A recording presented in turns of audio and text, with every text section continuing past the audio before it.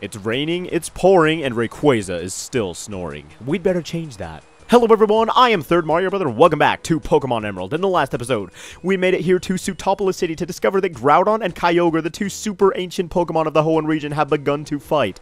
And we were told by Wallace that the only way to stop them now is to awaken the mighty Rayquaza, who is located down here at the Sky Pillar along Route 131 next to Pacific Log Town. So, in this episode, that's exactly what we're going to be doing. I showed off the positioning of the Sky Pillar in a previous episode. We never actually went there, but there's a passage, like, to the north of one of these routes. So, that's exactly where we're going to be going right now, so let's just put up a max repel real quick. And I like how all the surfing music everywhere else is all happy, and the whole rest of the region is completely oblivious to the events going on in Sootopolis. And it's kind of funny, because if you go to the Sootopolis Pokemon Center right now, all the people inside of it are also oblivious to what's going on, and the center's fully operational, so it's kind of cool.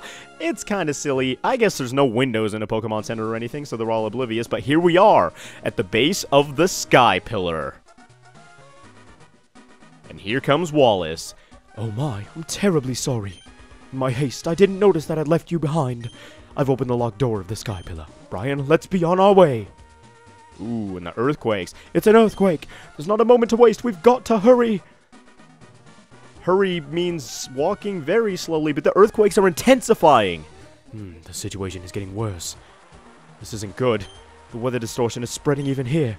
Brian, Rayquaza should be farther up from here. I'm worried about Sootopolis. I've got to go back. Everything is in your hands now. Don't fail us. And Wallace, instead of flying away, just sort of teleports away, which is okay, but here we are at the Sky Pillar, with the effects of the changing weather due to Groudon and Kyogre still in place. So we have got to climb this thing as fast as possible. Now, this is actually a decent place to train your Pokemon. There are wild, like, Claydol and Bayonet and Dusclops and Sableye and Mawile here, and I think that's actually, aside from Golbat, all the Pokemon here. So, and they're actually really, really high level, like high 30s and 40s and stuff like that. But, wait, what am I doing? Oh, do I just have to drop down here? I don't quite remember. Yes, the first visit to the Sky Pillar for you is going to be very, very easy. You don't need the Mach Bike. You don't need to solve any puzzles or anything like that. You just need to run up the length of the place. So let's go ahead and go up these stairs, and here we are at the top of the Sky Pillar, where we can find the mighty Rayquaza.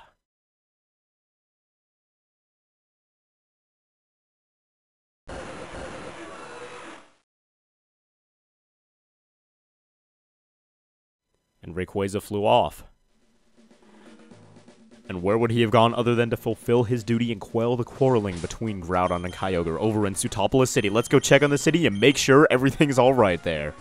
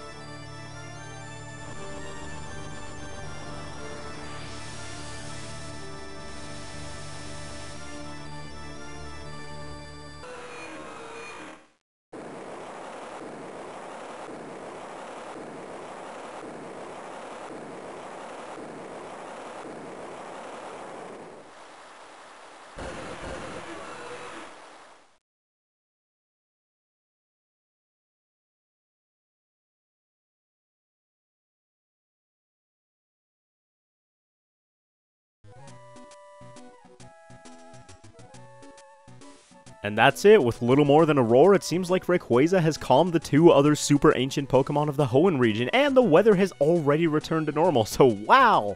He must be really powerful for two mighty Pokemon as Groudon and Kyogre to fear him that much. What? What is that green Pokemon? Oh? It was you who brought that flying Pokemon here? Well, aren't you amazing? Ah, thank you, ma'am. But yeah, that was Rayquaza, and that does it for the most cinematic portion of this game. Wow, that was wicked! Who says wicked anymore? Was wicked like a word in the popular vernacular at the time this game was released or something? Because I've not heard somebody say wicked in 20 years, and I haven't even been alive that long.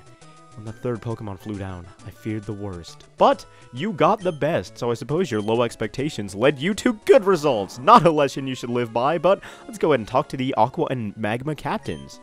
Kyogre and Groudon both flew off to who knows where. Groudon flew off. Groudon flew off? Alright. The weather in Hoenn has returned to its normal state. Maybe what we were trying to do was something small, even meaningless to Pokemon. So the super ancient Pokemon weren't only Groudon and Kyogre. After all our fruitless scheming and frantic effort, that one Pokemon's simple action puts everything right again as if nothing had happened. Those are nervous laughs because they know their plans completely failed and they wasted all their time and energy and resources on them. But you know what? Maybe Maxie and Archie weren't such bad guys after all. I mean, they dressed well. They were mostly clean-shaven. They only kind of smelled. I mean, Archie on a pirate ship all day, he smelled pretty bad. But Maxie, at the very least, had the decency to put on some clothes, so maybe they weren't so bad after all. Brian, my eyes didn't deceive me. Thanks to your help, Zootopolis, no, all of Hoenn was saved. On behalf of the people, I thank you. This is a gift from me. Please accept it. And we got ourselves the HM07, the final hidden machine of this game, which is Waterfall, which opens up a couple of secret areas right off the bat and is necessary for the end. That hidden machine contains Waterfall. If you have the Rain Badge, a Pokemon that has learned that HM move can force its way up waterfalls. Where does one get the Rain Badge? You know, don't you? That's right, you have to beat the Zootopolis Gym Leader. When you're all set to go, step through that door, and that unlocks the 8th gym for us. Let's go ahead and talk to Steven first, though. It looks like both Maxie and Archie have gone away somewhere. Perhaps they've gone to Mount Pyre to return those orbs. Maybe they have, and indeed they have. You can actually go visit Maxie and Archie and talk to them one last time as they're returning the red and blue orbs and repenting for their sins that have so wronged the Hoenn region. That flying Pokemon came down from the sky and stopped the rampaging Pokemon. Yeah, dude, I was here. It was pretty cool, man. Oh my god. Mr. Captain Obvious over here. Mr. Captain Obvious. Not just Captain Obvious. He's got 2 titles because he's just that obvious. I was wondering which one would win, the red one or the blue one, but oh no, it's the green one that settles things. Talk about a huge turn of events. Wow, you sound awfully sarcastic and disappointed with what's going on, man. You didn't even pay money for a ticket, just be satisfied with the entertainment that's been going down here. Zootopolis City didn't get wrecked. Well, that's true, and that is something to be happy about, but I love the wording there. There's an ancient legend that claims the land and sea were shaped by a colossal battle between Pokemon. Well, I saw that happen with my very own eyes. Whoa, I never expected to be witness to something this huge, and this guy knows what's going down. Wait, this girl's here normally, right? Pretty Pokemon came down from the sky. How did you even see it? You were hiding behind this tree, man. Everybody else was out here being all brave and getting a good view, and they're probably stupid, actually, considering those were the 3 most powerful Pokemon known to the residents of the Hoenn region. But either way, there are some houses in Zootopolis that we can now explore, so let's go ahead and do just that. Cave that links Zootopolis in the outside world. Seems as if the cave was made to keep something from getting out. Or am I just imagining things? Ooh, perhaps more lore! An underwater volcano erupted and forced itself up from the depths. Its crater emerged from the sea and became filled with rainwater. That's how Zootopolis City came into being. Man, that is such a cool idea. And I was always confused about, like, the geography or the, just the general shape of Zootopolis when I was younger. Because it's this big crater that you can't get into without dive. How did people start colonizing here? I have no idea. But you know what? It's really a cool concept, the way the city's laid out. You're a Pokemon trainer, aren't you? Zootopolis' Juan has many fans, even more than his student Wallace. Do you have any? Does my mom count? Oh, then you must be pretty strong. Wait, what does she say if you say no? Does she pity you, or does she, Oh dear, that's a little lonesome. Try working a little harder to get a fan following. I am on it, man. I'm looking at you, viewer. Dedicated fans come over from even outside of Hoenn. It was really wild when I went to the Trainer fan club in Lily Cove. Well, it's kind of weird that this house is dedicated fans to Juan, and they're talking about how many fans Juan has, and yet Juan seems to me one of the least popular gym leaders because he replaced another really cool gym leader in Ruby and Sapphire, who most people prefer, but maybe that's just the trends I've noticed. For 30 years, I've remained in Zootopolis honing my skills. I developed a shattering TM. I bequeath it to you. Along with the word bequeath. Tuck that into your vocabulary and you'll impress all the ladies. TM31 contains Brick Break. It's a move so horrible that I can't describe it. Horrible as in good or horrible as in horrible? What do you have to say, Kecleon? yeah. Oh, thanks for clarifying that for me. But yeah, that is Brick Break, 75 power fighting move, 100% accuracy, and it will break through Reflect and Light Screen. So it's a very, very, very good fighting move for basically any physically attacking Pokemon. I believe there are a couple houses on the east side of Sutopolis that we can visit in this video. We're probably not going to do too many battles or anything in this video, or any, because the next thing we have to do is the, what is it? The gym, and I want to reserve that for its own video. So I guess, is there anybody interesting in here? I don't know. Sometimes there are. Whenever, whatever happens, I will always be friends with Pokemon because it's fun to be with Pokemon. I know, man. Sutopolis' gym leader is really lovably admirable. But that also means I have many rivals for his attention. He's got a peel with a double edge. I couldn't even catch his eye. Please let me teach your Pokemon the move Double Edge. Oh my gosh. The pun! I dig your humor, madam. So, we can learn the move Double Edge, and maybe we'll learn it on Dishwater, because Dishwater already knows Takedown, and there's no reason for us to know Takedown if we have something more powerful.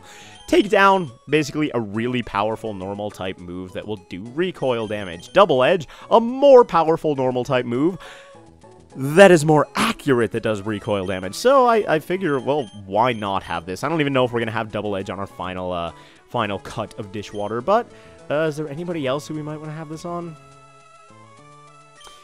No, I don't think so, because I prefer having Body Slam on Ashley just for the chance of paralysis, so I guess let's just teach Double Edge to Dishwater, because why not? Dishwater's got relatively high, well, very, very high physical attack, actually. It's her highest stat, I believe, so there we go. Double Edge on Dishwater. I won't live for love anymore. I'll become tough. Oh, I totally believe you, sitting over here in the Pokemon Center by yourself on a cushion, gushing over somebody you've never even talked to, but you know what?